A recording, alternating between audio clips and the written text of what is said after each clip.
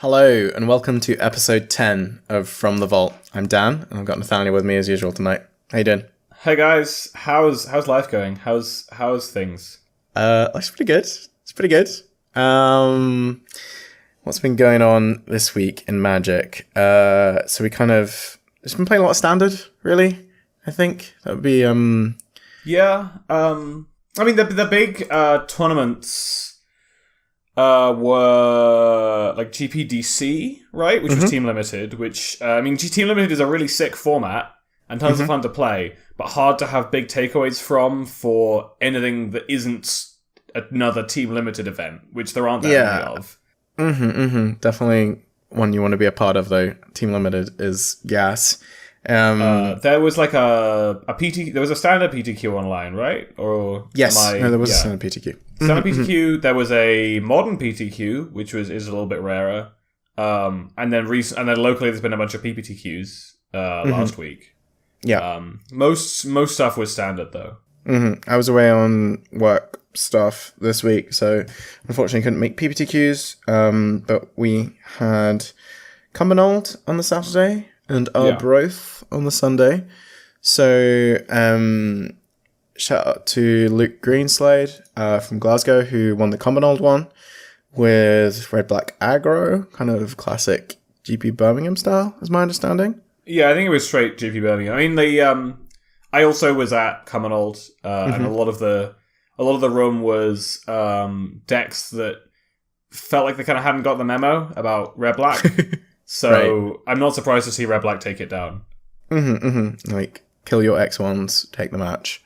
But yeah, definitely big shout out to Luke. Good job, buddy. Then we had Arbroath on the Sunday, and no, I don't think anybody really made it up. It's quite far north from Edinburgh, and I know that. So I was thinking about it, and so it's north of Dundee, and Dundee's kind of a bit of a trek. So you basically have to get a train. You end up having to buy a train ticket up to Aberdeen, effectively, in terms of cost and time.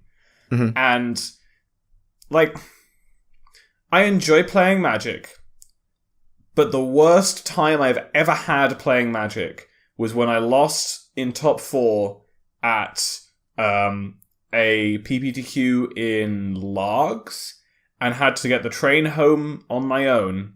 And I had a 3-hour train journey on my own to think about, I suck. Why is this my life choice?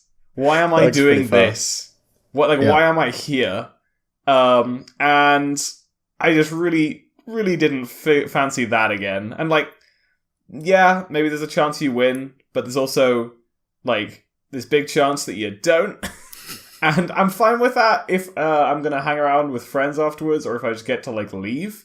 But when it's, 3-hour train journey back. Cool. How much does the train cost? Oh, a lot. Oh, I paid so much money to suck at Magic today.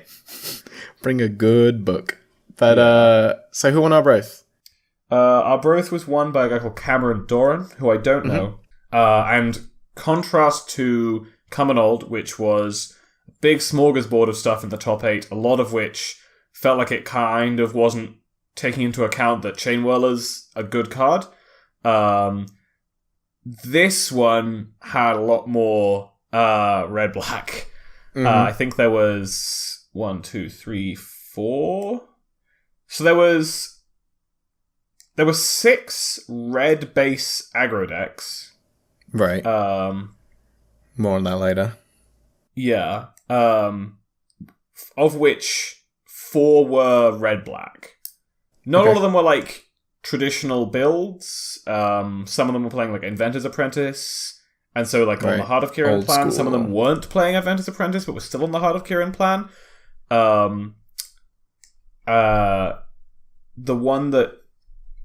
There was one that came second, I think, that was playing Dread Wanderers.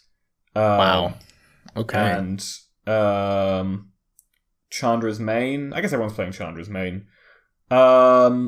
David Rennie made top 4 with one that had 4 Walking Ballista main. Okay. Interesting. So a lot going on. Yeah, lot I of mean, cards so to yeah, choose from. lots of shades of red black, and then it was the event was won by Mono Red, which I mean, it's almost a blast from the past. Mono Red, like it looks a little bit aside from the two Rekindling Phoenix in the main, it feels a little bit like the Mono Red decks you've seen seasons ago. Yeah, and that's definitely making a resurgence. That kind of archetype. I mean, as long as Cameron's not playing Ramnet Ruins, then we're all good. Yeah, no Ramonat Ruins in this deck.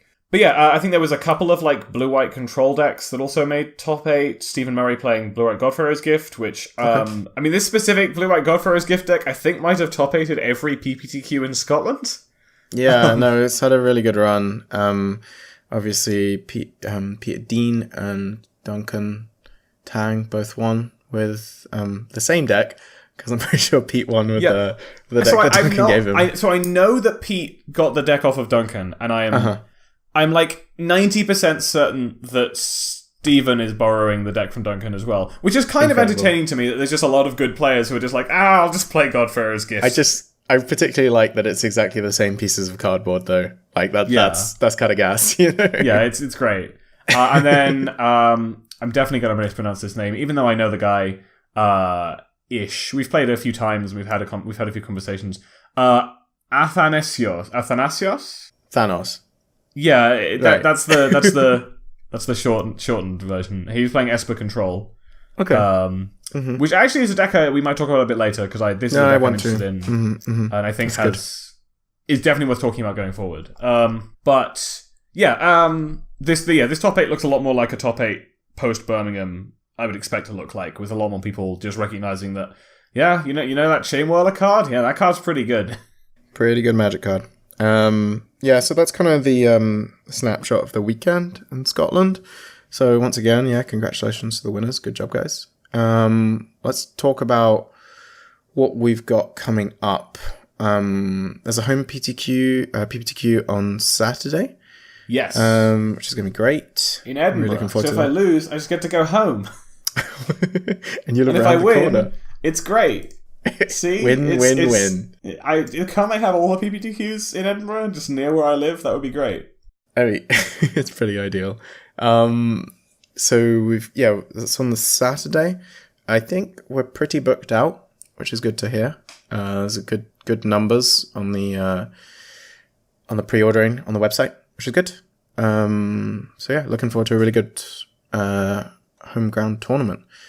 What are we thinking? Actually, let's talk about the bigger picture, because I think that obviously there's the PT this weekend as well, which is going to shape things for after that, which is we've got GP conclusions coming. we come to for this weekend will invariably will invariably change post PT. Absolutely. Even if no new decks come about, even if the format is just the format as we know it now, it will still change a lot of things. Definitely for a GP field as well. Yes. So we've got GP Copenhagen coming up the weekend after. So let's talk about what we want to play this weekend, what standards looking like at the moment.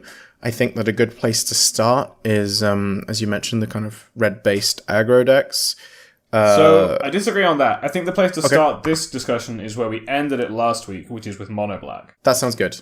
Let's do that. Because that covers our thinking process a bit closer to how it actually went. Mm-hmm. So and you actually played Mono Black at the weekend. Yeah, if you listened to me and Dan last week, we were pretty high on Mono Black, and we have since become a bit lower on it. I personally have now played it a lot, both online and in paper. I top 8'd at the weekend with it. I lost in the quarters to Mardu Vehicles, which, spoilers, I think is a horrible matchup. But thankfully one I don't expect to see that much of if you do plan to play Mono Black. It's a meta deck. Chain Whirler. So, Mono Black basically is so targeted as a deck.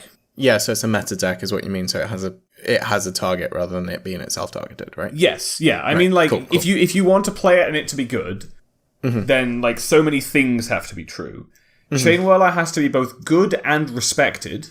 Yeah, because you can't get away with facing all the decks that Chain Whirler is good against, because you're not good against them. Because can you imagine someone playing Servo Exhibition against you as Mono Black? It's the worst. You play Edicts and Spot Removal. It's the absolute pits. I mean, because the whole game plan of the deck is I'm going to make you run out of cards eventually. But because a lot of the ways you do that with edicts, anytime your opponent does something where it's like, oh, that made 2 creatures? Like, PNLR is a shockingly problematic magic so card good. for you. Because suddenly... It's a good card, but yeah. It's so good against mono black, it's unreal.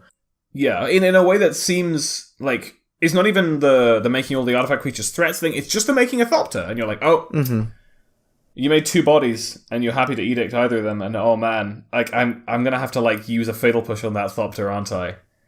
At some point, you will. If I want this Doomfall to do something. Or this Eldritch Reborn to not be 5 mana, my opponent's sacrifices are 1/1. So you need Chainwhirler to be good.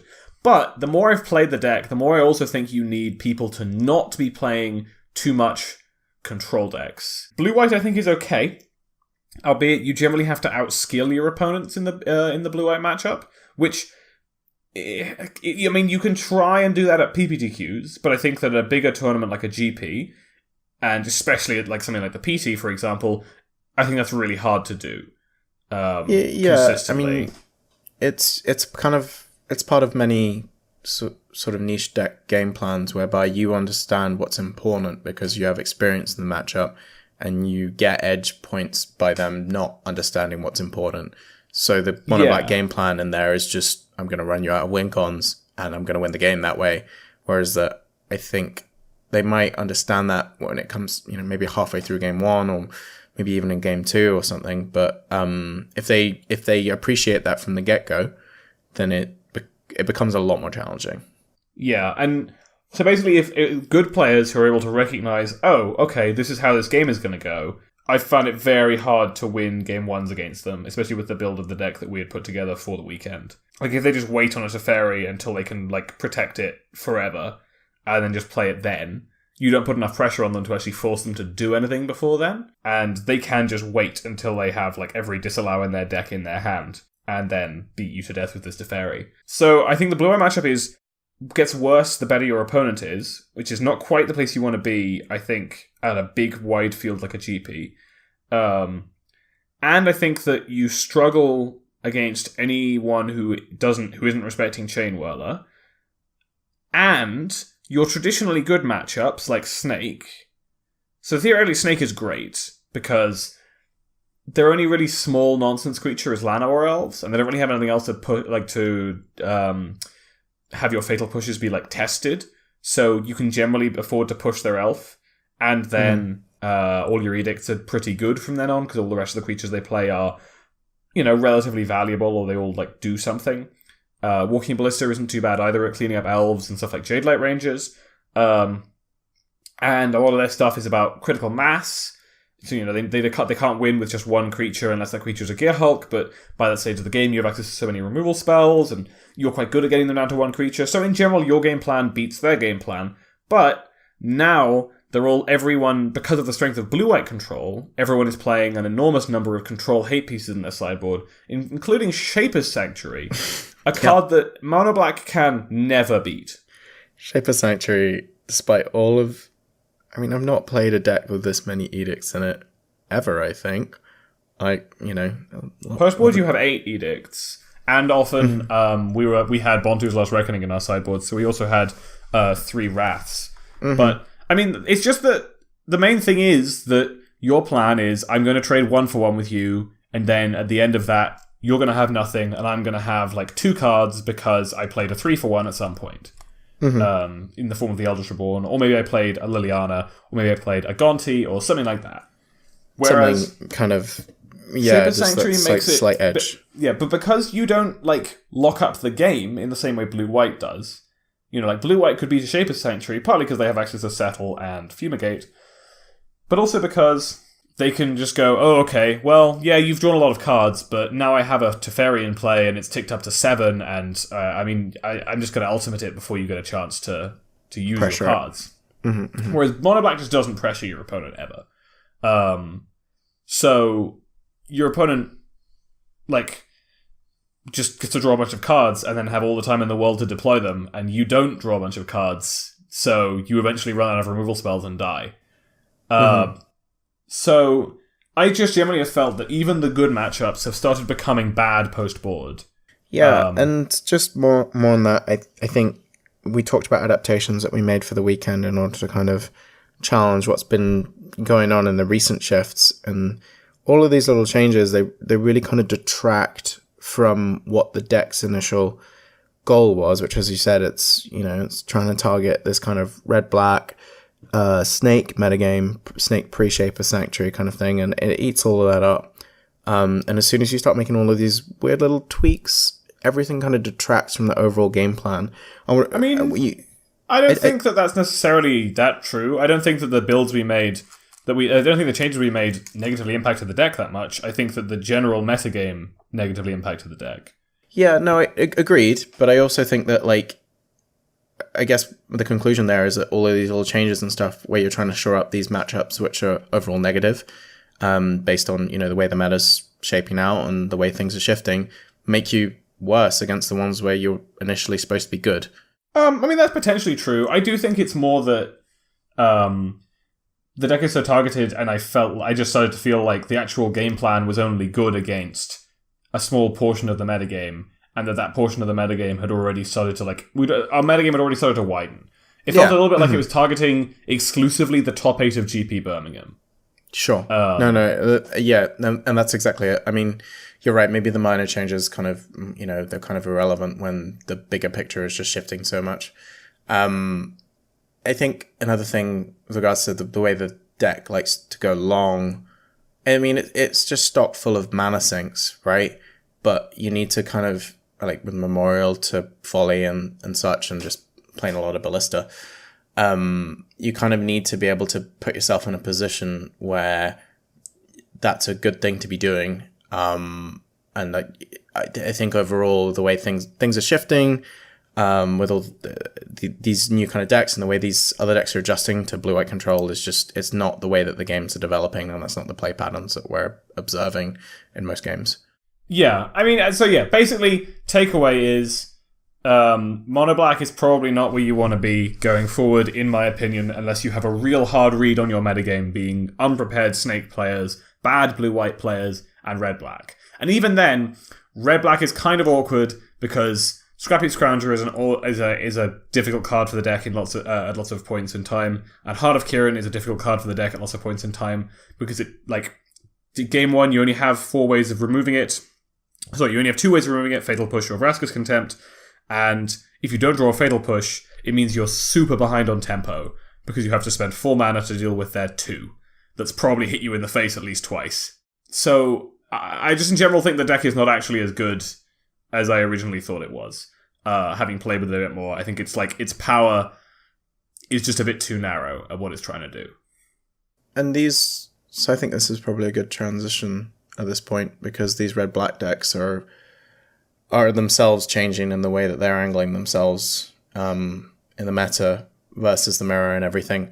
So one thing that we've been playing this week, which kind of initial impressions when you look at the deck, and we'll post a version when the episode goes up, is that at first reflection, it kind of looks like a mono red deck, which is splashing black for Scrapheap Scrounger and a licensed integration. And the reason that it kind of looks at face value this way is that it's a Hazoret deck. It plays a couple of Earthshaker Kenras, it plays a couple of Kari Zevs, and a full complement of Soulscar Mages. And at first reflection, this deck looks more to be like a mono red deck. And I guess my contention here is that although this deck plays Hazoret, this isn't really a Hazoret deck. It's more like miniature red-black. Mm-hmm. Like, I hope you like red-black, guys, because red-black is apparently so good. There's not just that there's a good red-black deck. There's different flavors of that red-black deck, which are sort of different, but also sort of all the same. Yeah.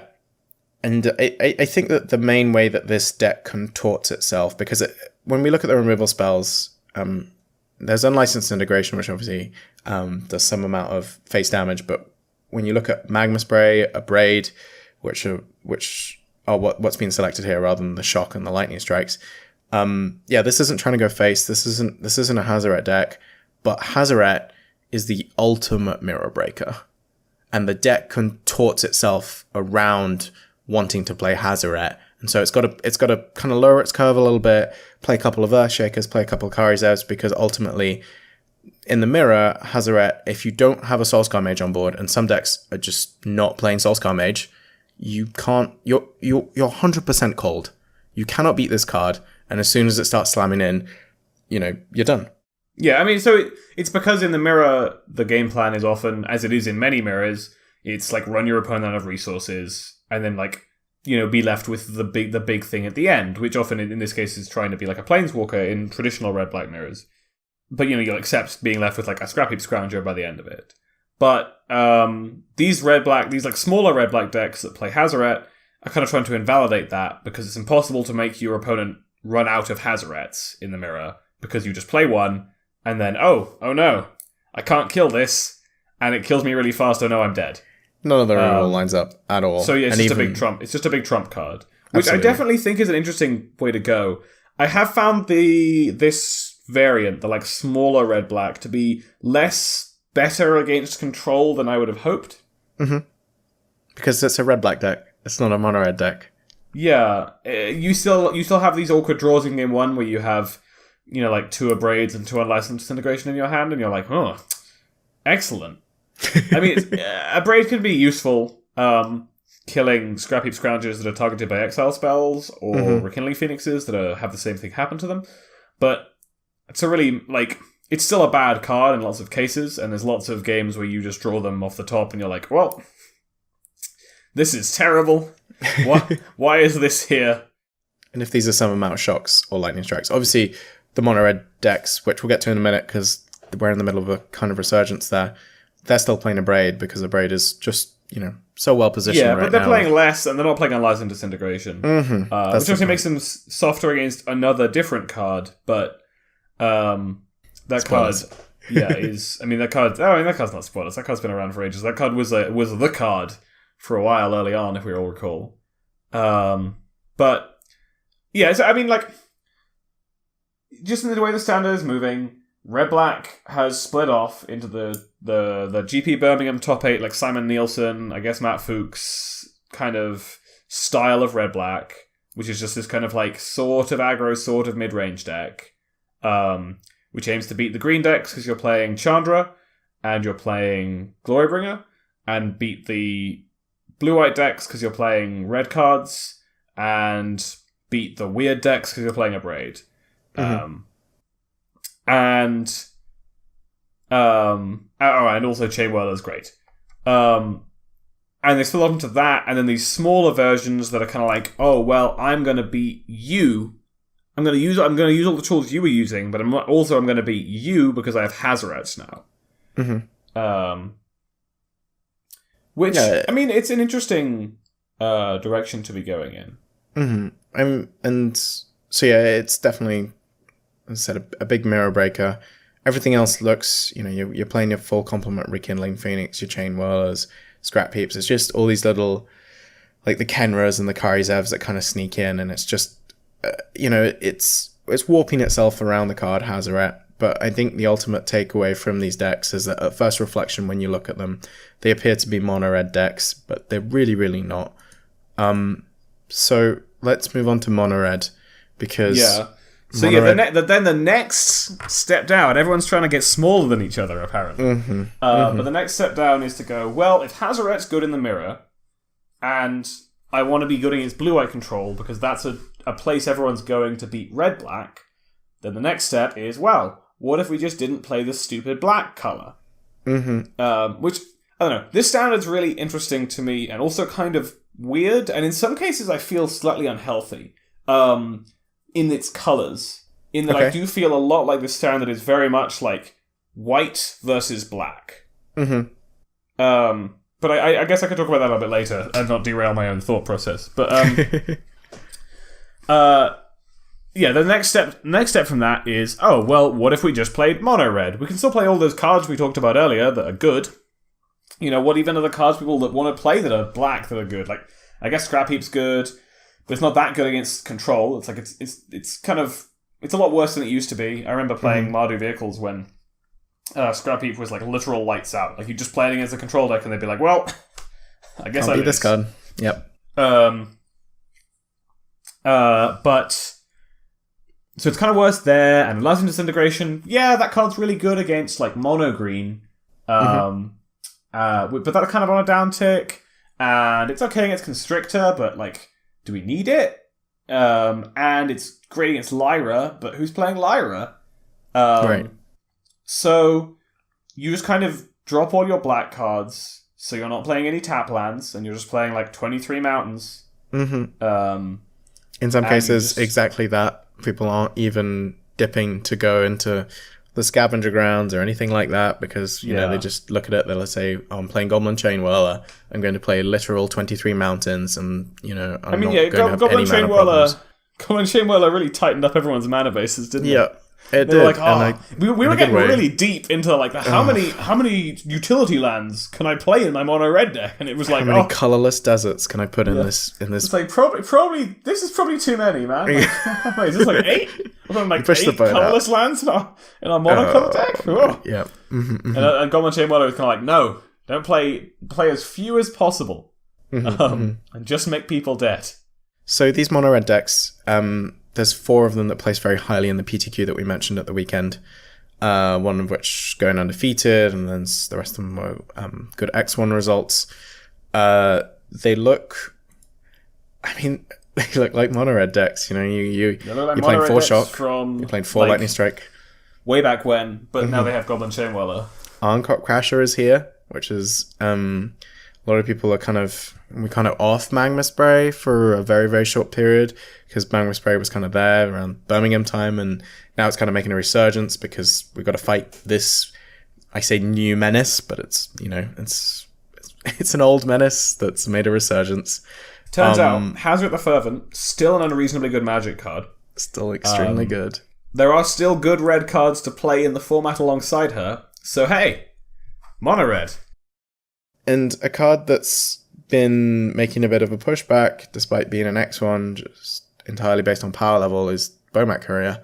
Not just in these mono red builds, but you know, if we go back to the Team GP Toronto a couple of weeks ago, one of the top 4 red black decks was a deck piloted by, I think it was Jennifer Krotz, who would sideboard into 3 Bomat Courier, 4 Glentsleeve Siphoner, or something like that, which I think is an interesting kind of unrelated game plan to what we're mentioning right now. But just to say that, you know, the format is warping around Chain Whirler, but that's not to say that these cards are not worthy considerations, because Bomat Courier is incredible in control matchups.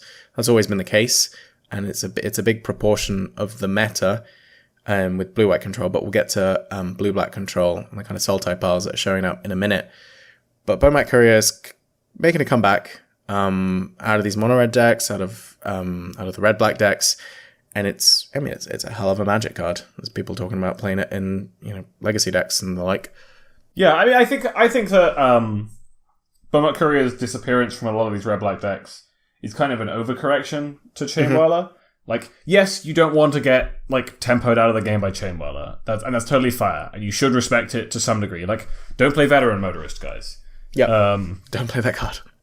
But Bomat Courier, I think, is still just an absurd card on rate.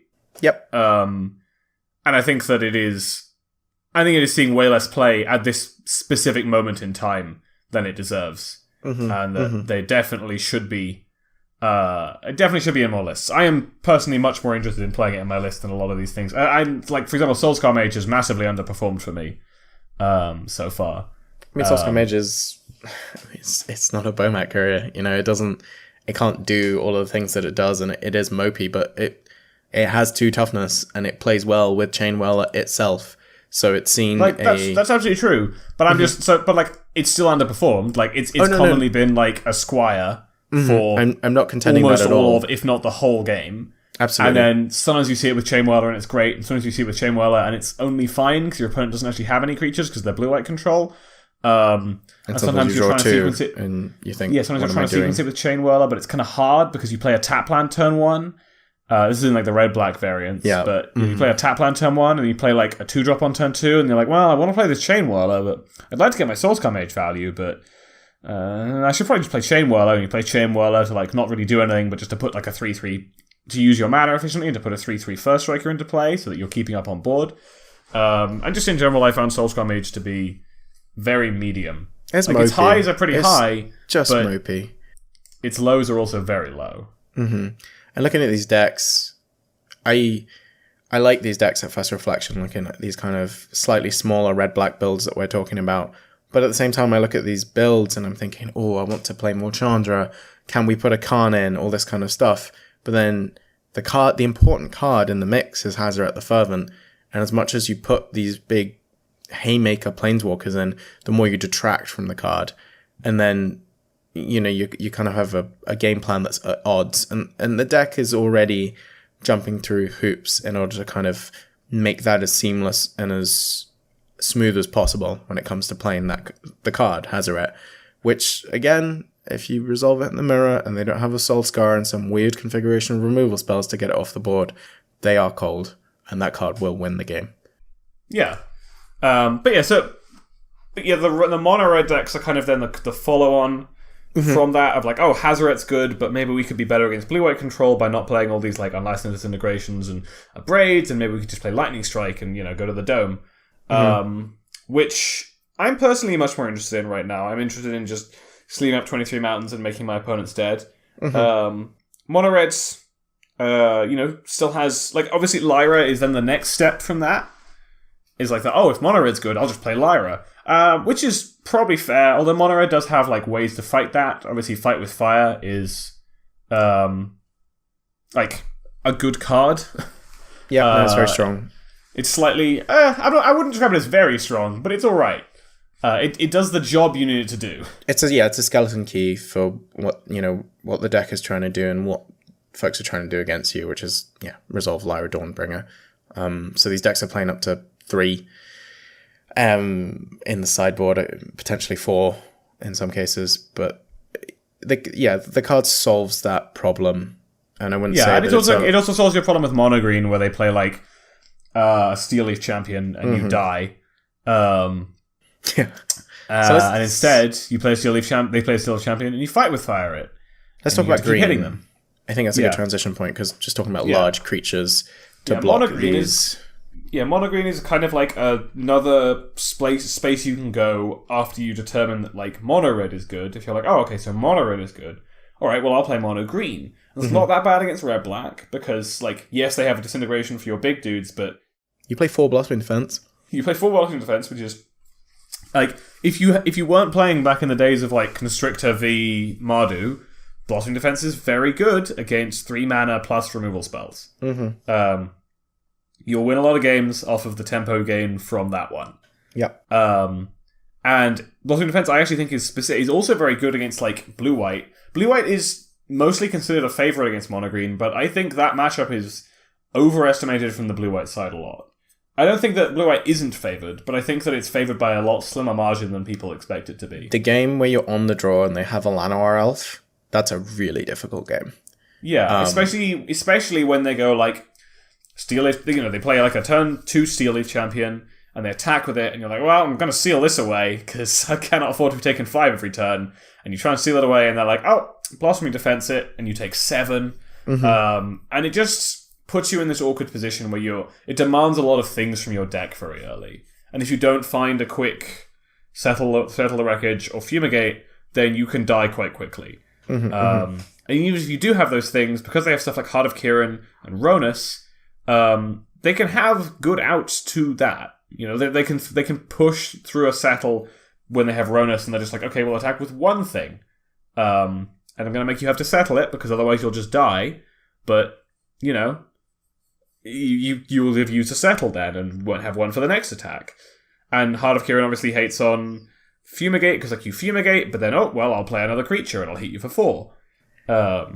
All these cards allow a lot of scope for playing around. Settle and Seal Away, obviously, they're powerful cards with huge preconditions in terms of how you can use them. And an apt green player can play around these and understand when they can't play around them, and when they can play around them, make sure that they're coming out as not necessarily the winner, but not getting hurt as much. And then play around. Plus, all the green decks now play black lands to play duress out of their sideboard. This is an interesting point, actually, I think, because we talked earlier about these kind of these smaller red-black decks that look like mono-red splashing black. So when they are actually, in fact, just red-black decks that are smaller. This deck, it plays 4 Blue and Marsh, it plays 4 Woodland Cemetery. This is still a mono-green deck. Like, it functions in very much the same way that the mono-green decks have in the last few months. And as you say, it's splashing black. And actually, quite a few of them aren't playing duress. The way that their plan there is really just to play things like Vraska, things like Nissa, and importantly, Lifecrafter's Bestiary. And that's the game plan. The game plan is do all of the things that we've mentioned already in terms of playing around these different white removal spells and everything. But I think that it's really interesting that in this instance, contrary to the snake decks, which I think is the next thing we need to talk about, they're not all playing duress. And a lot of the good players that are on this deck have decided, we don't need to play duress, because the mana's maybe not even that good to play duress. You're playing, as I said, 4 Blooming Marsh, 4 Woodland Cemetery. That's it, though. You're not playing any swamps. You don't want to play swamps in your Steel Leaf Champion deck. And sometimes I'm considering playing a sideboard land and the like. But really, the black cards that you're playing are the Scrapheap Scrounger, as we mentioned, which gives these kind of Fatal Push decks fits. Hour of Glory, in order to answer big things, Hazarets, the like. Vraska, that's kind of it, Some people are looking at... so what people have discovered is that actually you can fight blue-white with a lot of, if they like permanent-based hate. Exactly. So Lifecrafter's Bestiary, big Planeswalkers, things that demand more of them, because basically what people have figured out is that despite the fact that it always feels like they have the counterspell, blue-white doesn't have that many counterspells. Agreed. Especially the non-Gearhulk versions, which are the major proportion of it. That's the thing that the Gearhulk versions have. They end up having more counterspells. And obviously, I think we've covered this in previous episodes, and we're not going to kind of bash that, but the Gearhulk versions are kind of, I feel, inferior at the moment, but they do have more counterspells. You say that, but like a Gearhulk version won the PTQ. Exactly. Yeah, results kind of potentially show otherwise. It's very possible that because people are starting to abuse the fact that you only have access to like 4 Disallow and like 1 Negate and 2 Syncopates in your main deck, and then post-board, maybe you're cutting your Syncopates because lots of people do, and then, look at that. We have we left in our Disallows, obviously, and how many Negates can we have in against mono green? They're bringing in a lot of non-creature spells, but it looks so silly if they just do their game 1 plan again and we're sitting there with 2 Negates in our hand. And they're just beating you up with a 5/4 they played on turn 2.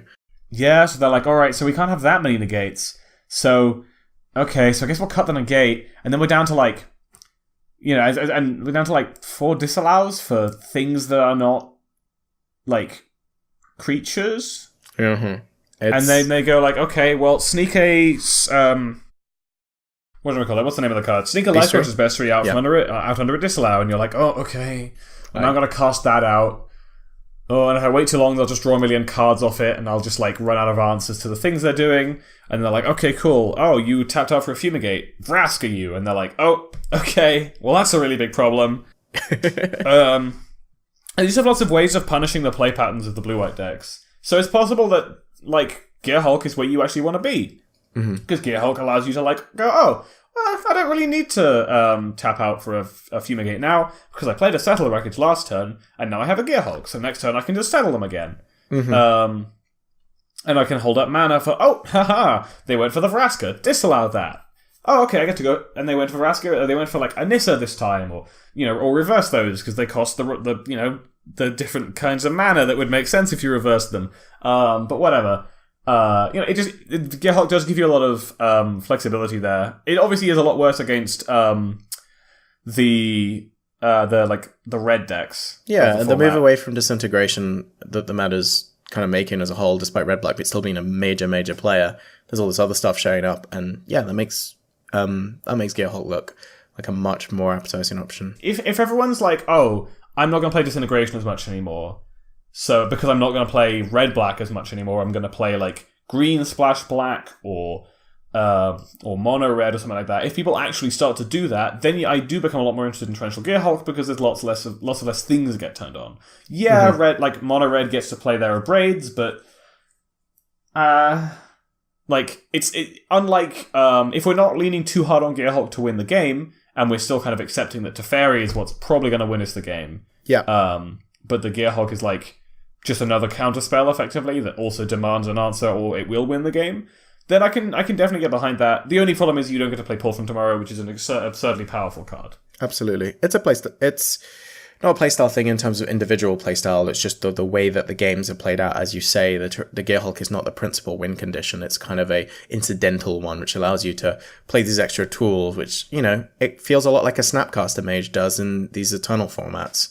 Like, obviously it's a 5/6 and it's 6 mana, but it does kind of feel that, you're just trying to get these extra copies of your cards, which are stressed in certain matchups, whether that's removal in the matchups where you need the removal or counterspells, etc. And that's kind of the role that it's playing. And sure, it'll win the game sometimes, but these decks that aren't playing these pulls, they're playing 4 Teferi. They're playing maybe 2 Gearhulk, because they're just trying to kind of, as we've described, just edge out. Yeah, I mean, literally the list that won the PTQ was playing 2 Gearhulks, 4 Teferi.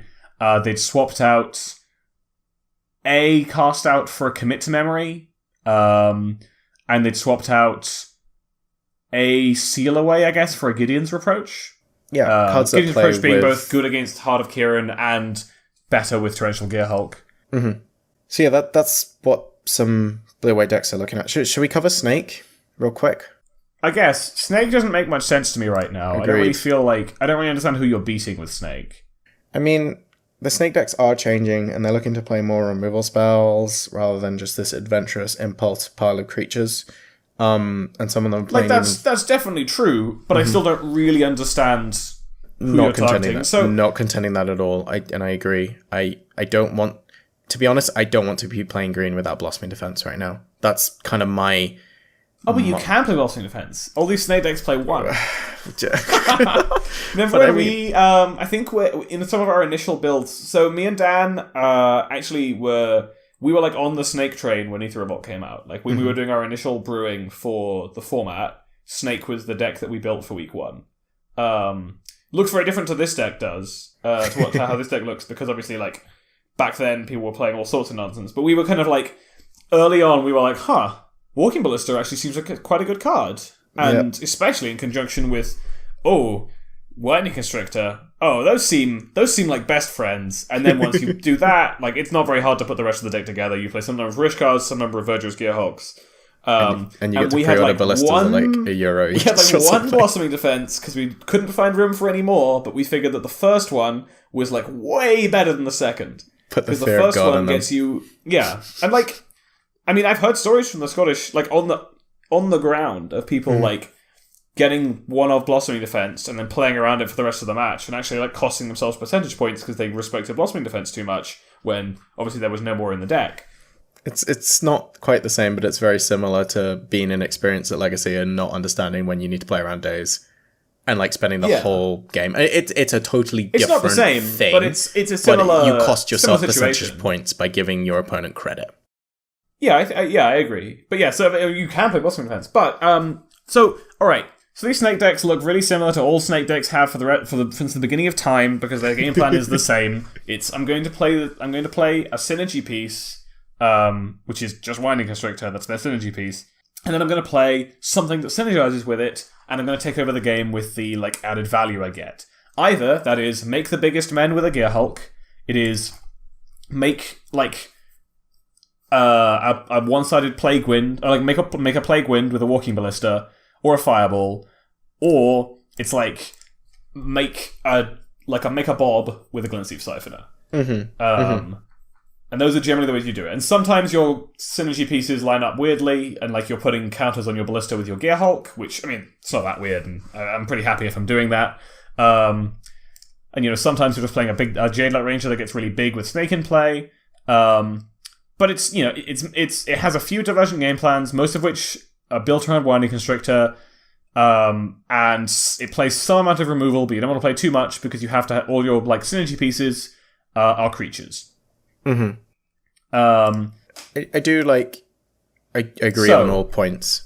Yeah. All right. But that's the game plan of the deck. In case you weren't aware of the deck's game plan, the deck's main game 1 game plan, I will posit, is not that good against most decks in the format right now. It's very good against white-black, but I think that it struggles against red-black because it's a Chandra Glorybringer deck, and that sounds horrendous. Chandra and Glorybringer are both cards that Snake has struggled to beat since the beginning of time, and it continues to struggle to beat them.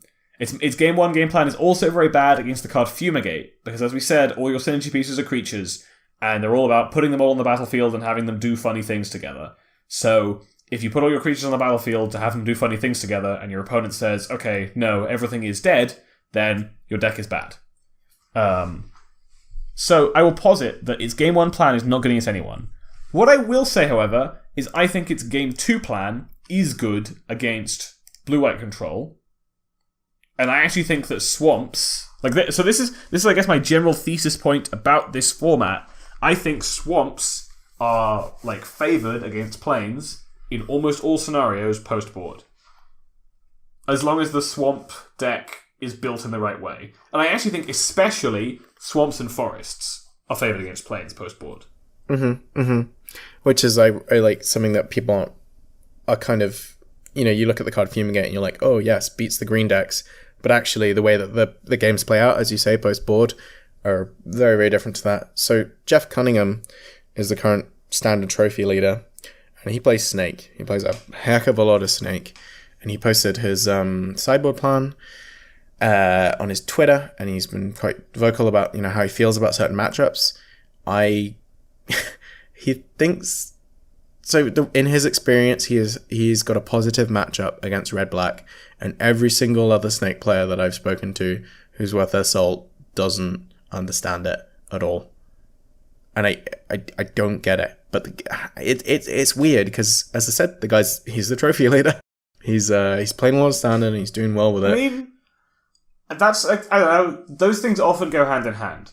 I cannot count the number of times I've seen very good players announce that they think popularly conceived bad matchup is actually good, and they've won a lot of it. And it's possible that they have a very good plan for that matchup. Mm-hmm. And that they understand it much better than their opponents do, and their opponents come into it thinking, oh, this is a great matchup. I don't need to think that hard about this. I will beat them. And then they go, oh, well, you see, actually, I know what I'm doing way better than you do. I'm a better player than you, and I have a better plan for this matchup. So even though it's theoretically bad, because our game plans don't mesh well for me, I'm still going to beat you because I know what I'm doing, and I have a good way to pivot. Mm-hmm. And I understand what's important in the matchup. Yeah. I don't think that means that the matchup suddenly becomes good. Agreed. I guess in general. I think that most Snake players are still going to be disfavored game 1 against blue-white control, even if someone else has figured out the secret. And I think that most Snake players are going to struggle against red-black because, you're playing Glintleaf Siphoner and Llanowar Elves, and Jadelight Ranger has this bad habit of sometimes being a 2-1, and Walking Ballista can be a 1-1 sometimes, and so Chain Whirl is really bad. And then they play Chandra, and then they play Glorybringer, and all these cards are just so hard for you to beat. They play Disintegration, and you're not playing Blossoming Defense. All of these things are bad. Oh, you play just draw it, and you'll get them. You'll get them. I do prefer the newer builds, which are looking to play more of these removal spells and maybe these big planeswalkers, and I think it's a very kind of bold thing to say, oh, my proactive game plan might not be good enough to just win every single game, and I need to be able to interact and break up what the opponent is doing, and I will. I feel like that's just standard evolution of these sorts of decks. Absolutely. Every time Snake is good in a metagame, the first Snake builds are no removal, no interaction. Just make the biggest man and make them dead. With it. Yep. Yeah, make the biggest man and hope it has trample. Hooray! Hooray! All Snake players are secretly Dan Wren, and then they eventually realize, I have been making the biggest man, and then I have been losing. People have adjusted to make the biggest man. I shall play removal spells and kill their thing that kill me, and then my biggest man kill them. I hope I haven't offended any Snake players. I hope you've understood all the things that I've been saying. I think that it's valuable, but yeah, that's general like deck like evolution. There was a period of time where it was like Sultai Snake, right? And remember that? It was like week 1. That was actually a weird week 1 where like there were who was it? Was it the Jessops? Yeah, the Jessops. Yeah, it was the Jessops who broke it with 4 hostage taker, 4 blossoming defense. What a weekend that was!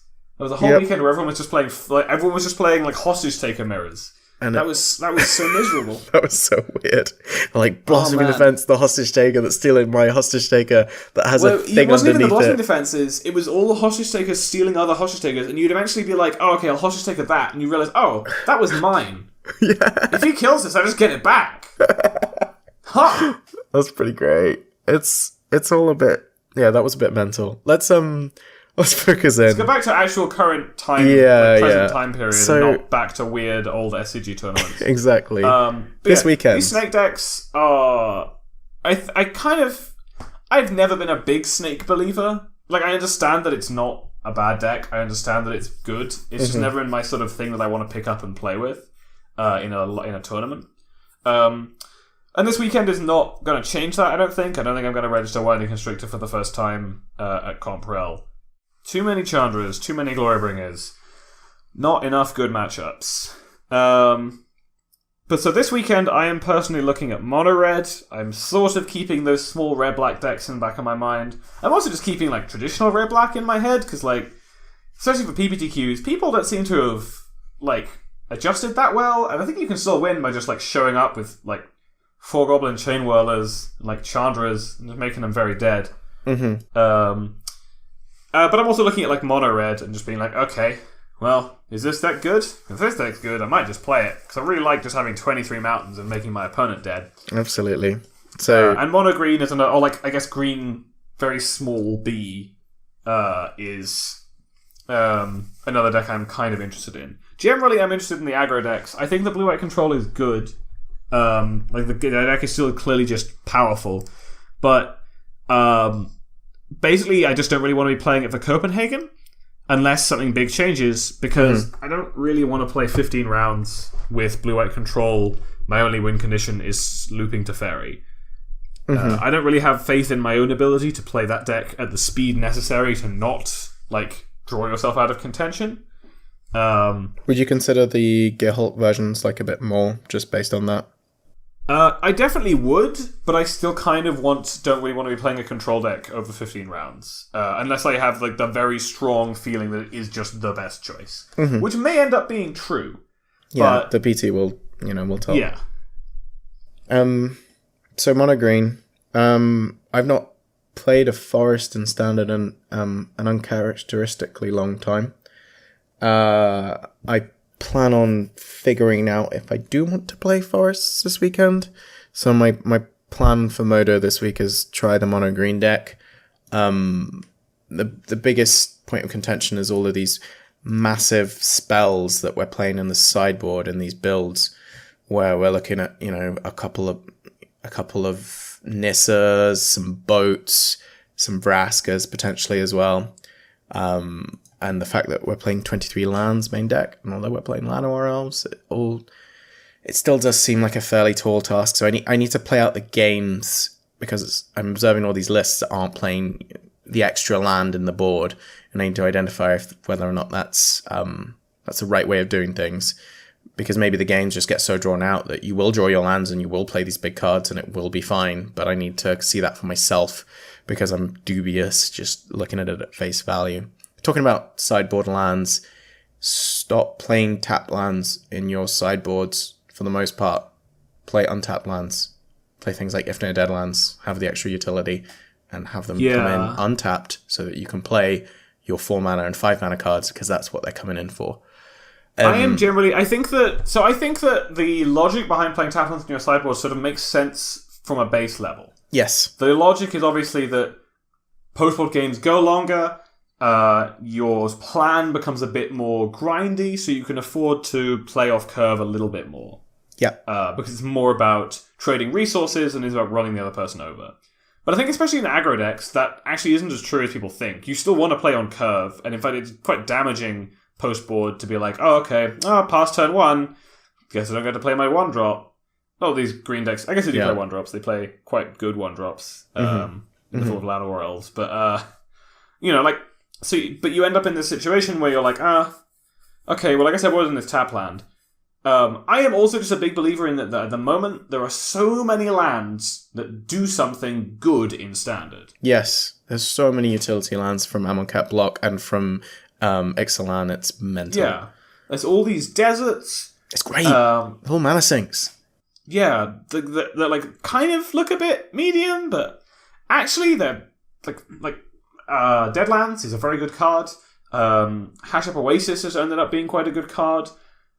Obviously Scavenger Grounds is a good card. Hash Up Oasis threatens Planeswalkers. Remnant Ruins was a good card. Yeah, Remnant Ruins bonkers, but Hash Up Oasis is such a great Planeswalker threat. And just, I mean, I do want... Yeah, let's finish on the utility lands, because they're great. Yeah, generally, there are so many good utility lands you can play. And unless you're trying to up your coloured sources count post-board, which sometimes you are, because you're bringing in a bunch of black cards in your red-black deck, for example, that is still playing Chain Whirler, so game 1 can't exactly play that many swamps. Unless you're doing that, then I think that you actually want to be playing some number of utility lands in your sideboard, because if the colours pip don't matter, play a Scavenger Grounds.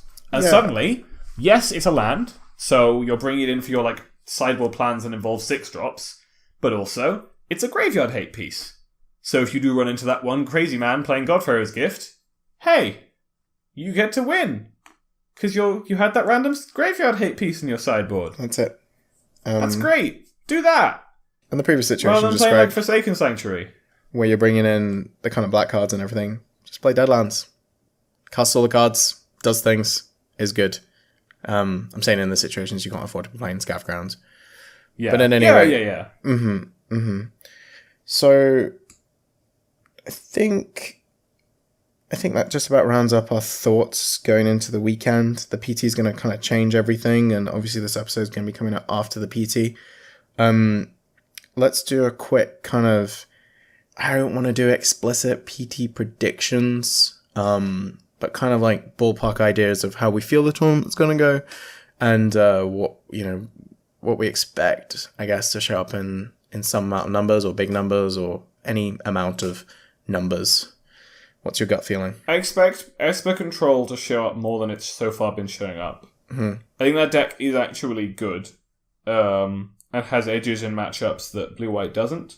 Oh, Blue-White Control, yeah. Mm-hmm. Yeah. We didn't really cover that, but obviously that's been showing up online, and Scarab God's not making quite as big a resurgence as Hazaret is, but kind of a sneaking one, and I agree. I think it's good. It's going to be there at this weekend. It's still an extremely good Magic card, and as people move away, I don't want to say move away, but I mean, I guess they do. Like, the percentages are going down in terms of numbers of unlicensed integrations that we're observing in decks across the board. Also, you get to play Fatal Push, so suddenly people being like, haha, I played this Heart of Kiran. How do you win now, control player? And you're like, oh, well, I'll play this 1-mana removal spell that kills it. Mm-hmm. Mm-hmm. And I think just in general, Vraska's Contempt is a better card than Cast Out's a good amount of the time. The life gain is very relevant. The fact that they can't get it back is pretty relevant, especially when everyone's playing some kind of naturalize or disenchant effect in their sideboard. Yep, Thrashing Brontodon, Crushing Canopies, they're all over the green side. Thrashing Brontodon is such a good card against Blue-White, and so much of a worse card against Blue-Black, or Esper. Yep. I think Esper is currently the place to be if you want to be playing the Scarab God or in your control deck. Although, I feel like we kind of backtracked here. Like, didn't everyone stop playing the Scarab God in their control deck because they really didn't need to?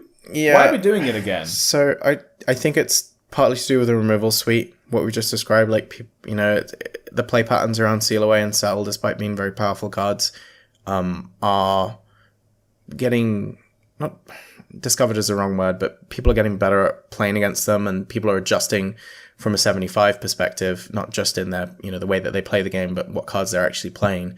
And Fatal Push. Oh no, but I mean that like there were blue-black control decks that weren't playing the Scarab God towards the end of last season. Like everyone was just playing 4 Torrential Gearhulk and winning the game that way. Mm-hmm. That's not necessarily wrong. But now that we can play Teferi as well, why do we need to play the Scarab God in our deck? So if last time it was wrong, I still think this is largely kind of not undiscovered ground again, because obviously blue-black control is not new, but I think the way that it fits into this current metagame is new, and I having spoken to a few folks that are grinding out some leagues with blue-black control, some folks are contending that they don't actually need the white. And there's a list that came about that was played by Yuya Watanabe at the Mox a couple weeks ago, which was a blue-black deck splashing white for Teferi. And yeah, there's folks that are contending like, I don't need Teferi to win the game in this current metagame based on what other people are playing. And I don't know, I think this is all kind of unexplored in terms of what the answer is and what the options are, and do you need to make your mana worse, etc.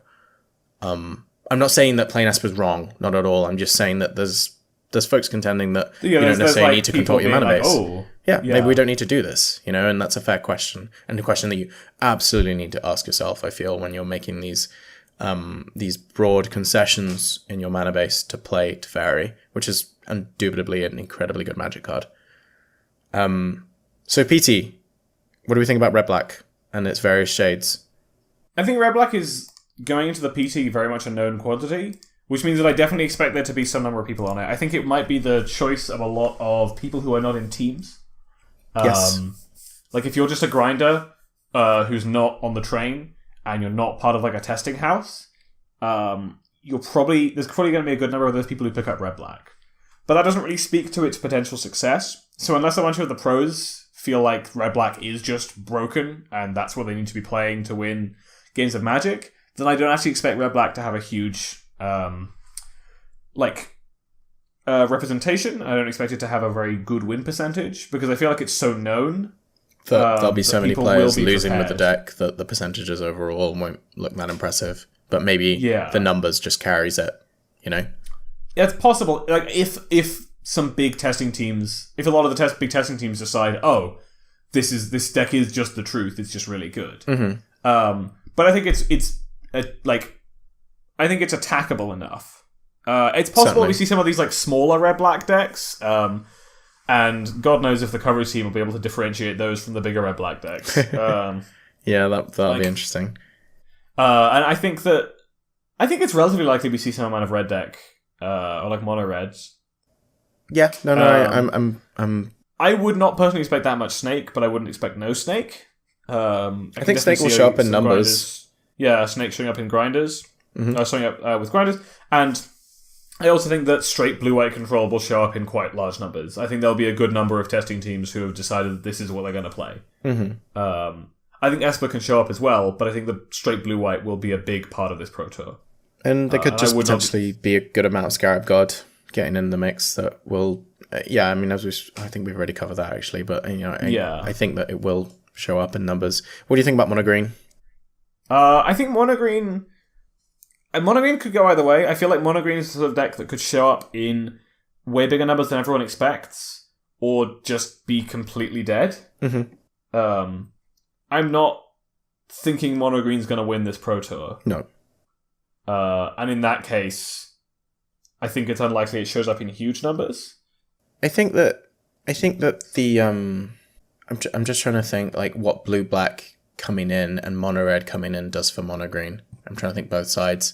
I think that overall it's I'd be happier to see blue black. I think I don't know. I'm just trying to think. Well, you're definitely happier to see blue black control than blue white control. Yeah. No, I'm just trying to think to go back to what we were saying with regards to fumigate and all that kind of stuff. And obviously it's green doesn't like fumigate, but I'm trying to think about what the Scarab God does and stuff like that when we're not playing, we're not playing Disintegration, but we're playing Hour of Glory. We've got Hour of Glory coming out the sideboard. I think that I mean, you got like 1 or 2 Hour of Glories. You Sure. can't play that many, right? Yeah, no, for sure. But I mean, at the same time, they can't play that many Scarab Gods at the same time, so... Sure, but they do get to play like a bunch of counter spells and removal spells. No, I'm not contending I mean, that. I I'm think just that trying Hour to of Glory is theorizing. not a particularly exciting answer to the Scarab God out of a mono green deck. I think it's mostly there for like cards that you literally... Like, cards like Lyra and stuff like that. Yeah, you play what you get, really, and, you know, like the Vraskas and the Nissas coming out are probably going to be more impactful in that regard. Yeah, definitely. So, what else have we covered? I mean, there's paradoxical outcome decks doing the rounds, which... I don't expect those to be that good. If people are playing red decks, I just do not want to face them when I'm like, oh, hooray, I'll play my Aetherflux Reservoir. Oh, they killed it. They blew it up with their Abrade. Oh, no. No. Man. It's almost like you get to play a dual, like a split card shatter, Lightning Strike in this format. Oh. Turns out 4-mana artifacts that don't do anything are really hard to be good when that's the case. So I guess what are our conclusions? Control decks in various flavors. I expect control decks in various flavors to be like almost a quarter of the room at least. Mm-hmm. Mono red's going to make a good splash. And I expect that. I would be surprised if some form of red aggro wasn't another quarter of the room. Oh, for sure. And red black's going to show up in very big numbers, and the conversion rates will be harmed by that. But I do think that there's some good builds there, and I think there's something akin to that smaller red black deck that we're describing, which again we'll post in the show notes. I think mono green's a big question mark going in, and that's interesting. I'm really looking forward to it. I would also be surprised if any like new decks got discovered. I wouldn't put it out of the realms of possibility. I know that there's been like murmurings about stuff like Mirari Conjecture decks. They're like blue-black control decks, totally creatureless. Just grind you out of the game with Mirari Conjecture triggers. Mm-hmm. I would be surprised if some new archetype just suddenly like blazed to the forefront. Mm-hmm.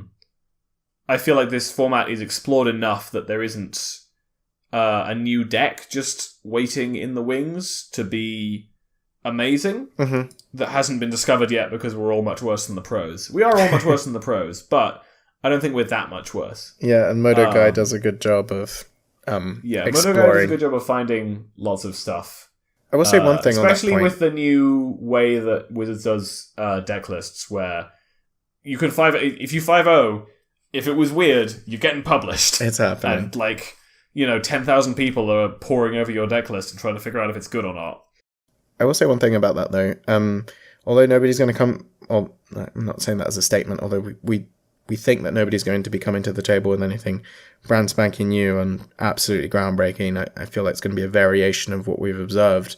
This isn't like the format is solved. Only what I mean by that is I feel like we've been in a lot of bad standard formats where we feel like that's something that happens and the format is just solved.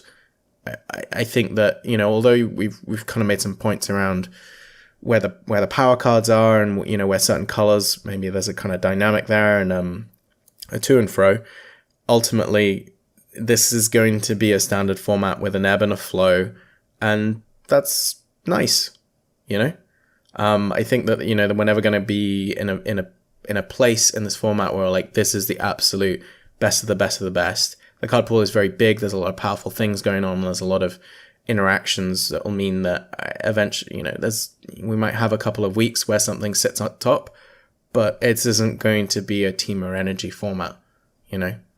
Oh no, I definitely agree there. Mm-hmm. And that's great. I said that the format was weirdly unhealthy earlier, and I sort of hold to that, but in a different way. I don't think it's unhealthy that any one deck is supremely powerful. It's not Team or Energy, it's not Snake, or it's not Vehicles versus Saheeli, it's not even Rally the Ancestors or Collected Company or Green-White Tokens. It doesn't really have any of those decks that I think were probably too dominant in their day. It's more that the color balance to me feels a bit awkward, because if you're like, let's start off by saying, okay, well, white has lots of good, powerful cards, but most of those cards push you into playing defensively. It has some aggressive cards too, but those kind of get nullified by Chain Whirler in some cases. So you kind of want to... You're then like, okay, well, I'll push myself into playing defensively. Mm-hmm. Well, and then the best card to be playing defensively, if I'm already playing white, is Teferi. That's the best way to win the game. Okay, so blue-white control. So if you're playing white, a lot of roads lead you to Teferi. Yeah.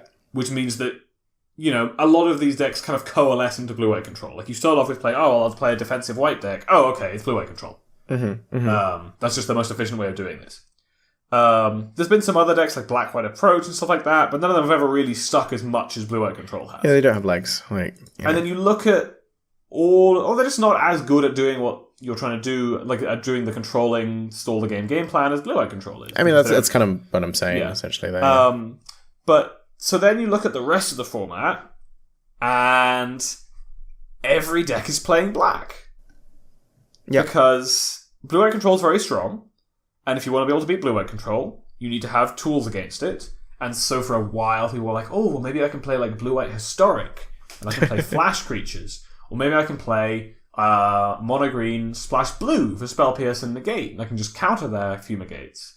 But actually, people have figured out the best way to fight blue-white is with the card Duress and or other similar cards that you get from the color black. Doomfall being an exceptional one post-board because it kind of beats their dual plan of I'm going to resolve a Lyra that's going to kill you because you have no removal spells, and if you don't have removal spells, you can't beat a Lyra. Mm-hmm.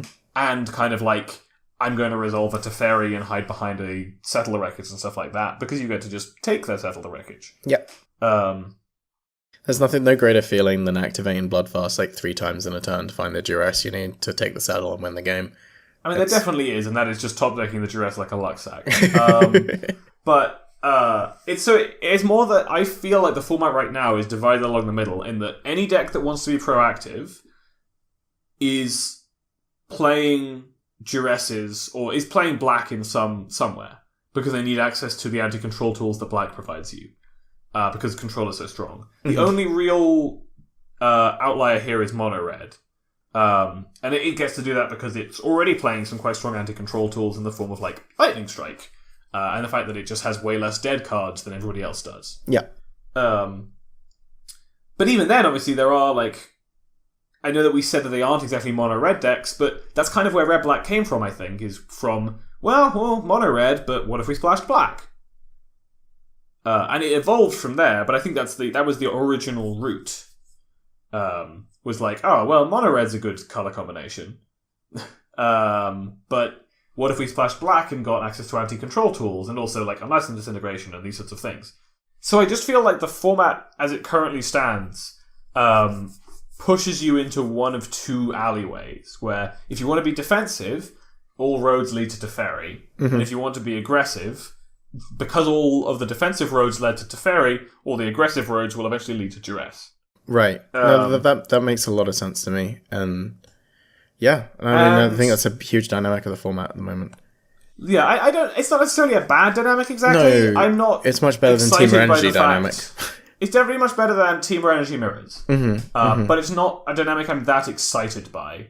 And I'm definitely interested in Core 2019 and Guilds of Ravnica to shake things up a bit. Rotation happens at Guilds of Ravnica, right? Yes. Because Core joins the party, and then Core joins the party, Amonkhet block and Kaladesh block when Ravnica comes in. Cool. Yes. I also realised that, man, I am so sick of Scrap Heap Scrounger. Like, that card's been around for so long. And you've played it a lot. And you've had good success with it, but you're still I've played a lot. It's got me good places, but like, man, that card is way too good, and it can go away now, please. Yeah. And it's another card where it kind of pushes you towards playing black, because, especially splashing black, because, hey, I can play black for, like, sideboard cards, and, Scrap Heap Scrounger. Hey, that card's pretty good. I don't know. There's a few cards I'm like looking at and being like, yeah, you can definitely go away now. But Scrap Heap Scrounger is my current like big one where I'm like, man, you have just been good forever. Yeah, that card's great. Like the only times you weren't good were when there was like a best deck in the format that couldn't play you, and even then you were still pretty good. Showed up in some kind of quantity, yeah. Yeah, you'd show up somewhere, and like, man, I am off you. You can just go away. Well, we'll see what the core set does, and then eventually it'll go. So I think we got it done I don't know, I wouldn't say we've done a decent job of really encapsulating what we think is going to happen in the PT from an explicit predictions perspective, but I much prefer this kind of discussion, these discussion explicit points. Predictions, then Peach Garden Oath will all top 8. Okay. And then we'll all lose in the quarters. Hot take. Yeah, that's my... If that's true, then I don't know what I get, but I get to be very, very happy with my amazing Nostradamus skills. Okay, well, that's going to be our Nostradamus take on the tournament. I'm excited for the home PPTQ this weekend at Murphy's Vault. And I'm excited for the PT. But yeah, check us out on murphysvault.com. There's a good section of singles and the like, and if you're based in Edinburgh or in Scotland or whatever, and you're swinging by, you can collect in store. Come into the shop and hang out. Exactly. It'll be good fun. Everyone there's a nice guy. Exactly. Or gal. Or gal. It's a good time. And so yeah, come check us out on murphysvault.com. We've got a big kind of banner redirect to the WordPress site where the articles are going up. Those are going up with a good amount of regularity. If you are interested in writing for the website, then give us a shout. We've got Steph, big shout out to Steph, who's our head of content and is kind of mobilizing the troops towards a regular schedule where we've got kind of regular comms and the like, along with this particular piece of content, which we're making right now. So it's all very exciting. And if you want to be if you want a platform in order to, you think you've got some good things to say or write about Magic, whether it comes from videos, articles, whatever, then give us a shout. Send us some of the stuff that you've made, and we can have a conversation around that. And that's absolutely, don't hesitate. If you think you've got the potential to do something like that, then definitely reach out. Outside of that, any closing notes, Nathaniel? I don't think so. My big challenge for this next week is to come up with a new gag. We totally forgot about this, by the way. Oh, yeah. So, this is From the Vault episode 10. Right. From the Vault 10, like the 10th edition of From the Vault was From the Vault Transform, which was the last From the Vault. And was, they reprinted Jace of Rin's Prodigy and a whole set of other Transform cards that nobody cares about. Oh, and Delver of Secrets. That card's pretty good. That was really good. But also not expensive. But that's the last From the Vault. They stopped doing them after that. And now it's signature spellbooks. We only got one of those. And I don't really want to have a Jace-themed podcast episode. Not that we were theming these podcast episodes in the first place, but I was at least trying to make it seem like we were. Yeah. So now I have to come up with a new gag to do each week. And I mean, I'm not guaranteeing that they'll all run in a theme, but I'm going to make an effort. I'm going to see what we can come up with. That's my challenge for the week. Do your bit. Yeah. Well, find a new bit. Find a new bit to do. Everyone likes bits. Everyone loves bits. We're all very excited to see what you come up with. Outside of that, yeah, thanks very much for listening, guys. Really, really appreciate it. We're From the Vault, and you've been fantastic. Yes!